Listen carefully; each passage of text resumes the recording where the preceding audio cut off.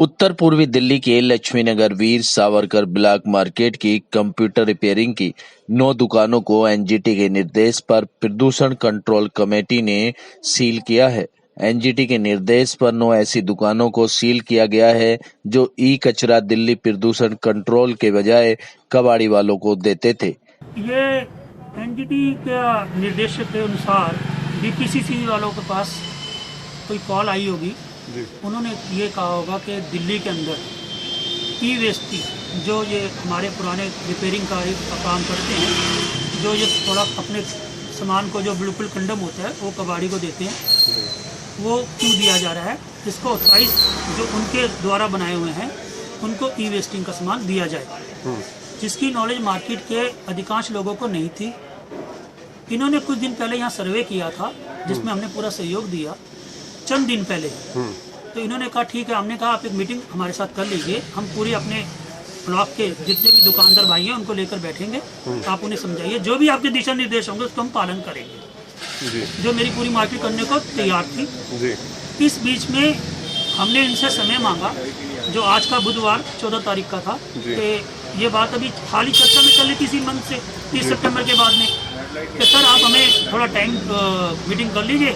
तो इन्होंने कहा ठीक है, मीटिंग कर लेते हैं आपसे, हम अपने सर से बात करेंगे तो हम आपको बता देंगे। मगर कल अचानक पूरी एक टीम आती है जो 20-22 लोग थे, उसके अंदर एमसीडी से, एसडीएम साहब से, डीएमजी से और डीपीसीसी से, डेसू से, ये सब लोग पूरी एक टीम आई सीआरपीएफ को लेकर और शकरपुर थाने से लेकर। इन्होंने हमारे यहाँ पर ऑन द स्पॉट सीलिंग के लिए बात की।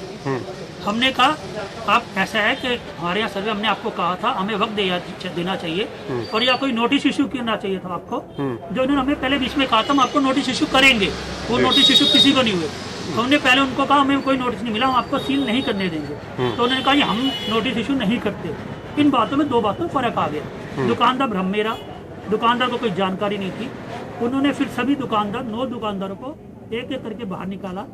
उनकी दुकान बीच में जिसमें कंज्यूमर गुड्स पड़े हुए हैं, आपको पता कोरोना के बाद आज की डेट में सारी लाइफ सोशल नेट पे चल रही है, बच्चों की पढ़ाई चल रही है, वो चल रही है और हर आदमी सक्षम नहीं है नया खरीदने में। कुछ लोगों ने पुराने अपने घर के पुराने जो चीजें खराब पड़ी थी रिपेयरिंग के लिए दी, वो रिपेयरिंग हम, जबकि हमारे यहाँ से ई वेस्ट का सामान बहुत कम, मतलब नाम मात्र का ही निकलता है।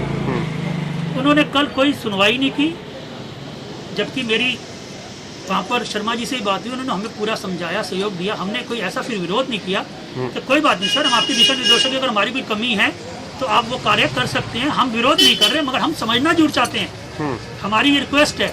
तो आज हम सुबह उनसे मिलकर आए हैं, उन्होंने अपने सारे हमें ये चीज़ें बताई हैं कि आप हमें एप्लीकेशन दीजिए, हम देखते हैं। 15 तारीख को हमने ये कोर्ट में जमा करनी है, 20 तारीख को सुप्रीम कोर्ट की सुनवाई है। ये पूरा घटना चक्र था यहाँ का। 20 तारीख को कोर्ट की सुनवाई है, क्या कुछ रहने वाला है और क्या कुछ आप कदम उठाएंगे आगे? सर हमारा यही पूरा मार्केट की एक सोच है कि हमें पूरा रिलीफ दिया जाए, समय दिया जाए, जो भी ऑथराइज दे रहे हैं हम सब तैयार हैं उससे काम करने के लिए।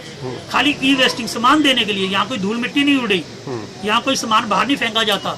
हम जो भी सामान इकट्ठा होगा उनको दे देंगे। हमारा यही पहला तो यही है कि आप हमारा साथ दीजिए, हम आपका साथ देंगे, सहयोग देंगे। नहीं होगा तो सर हम अपनी दुकानें बंद करके बच्चे भी को लेकर बाहर बैठेंगे, एनजीटी के बाहर बैठेंगे या डीपीसीसी के बाहर बैठ जाएंगे कि भाई अब तो कोरोना से पहले खाना नहीं मिला, भाई हमें खाना खिला दीजिए, हमारे घर में कुछ बैंकों में डाल दीजिए। हम काम नहीं करते, क्योंकि आपको तो रिपेयरिंग वही करता है जिसके पास एक पूंजी नहीं होती।